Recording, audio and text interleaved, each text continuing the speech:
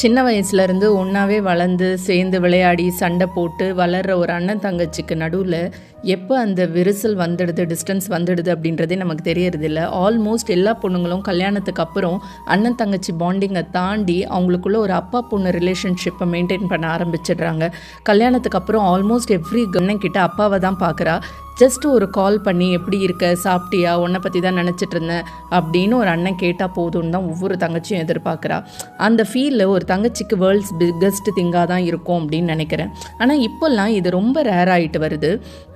என்ன தான் அண்ணனுக்கு அவங்க ஃபேமிலி இம்பார்ட்டண்ட் அப்படின்னு நமக்கு தெரிஞ்சாலும் நம்ம ஃபேமிலி நமக்கு இம்பார்ட்டண்ட் அப்படின்ட்டு சிஸ்டர்ஸால் இருக்க முடியறது கிடையாது. ஏன் அப்படின்னா naturally girls are little sensitive about the relationship அப்படின்றதுனால தான். ஸோ இந்த வீடியோவை அண்ணனோ தம்பியோ பார்த்துட்டு இருந்தீங்க அப்படின்னா உங்கள் சிஸ்டருக்கு கால் பண்ணி பேச மறக்காதீங்க. இதே ஒரு சிஸ்டர் பார்த்துட்ருக்கீங்க அப்படின்னா இது உங்கள் பிரதர் கூட ஷேர் பண்ணவும் மறந்துடாதீங்க.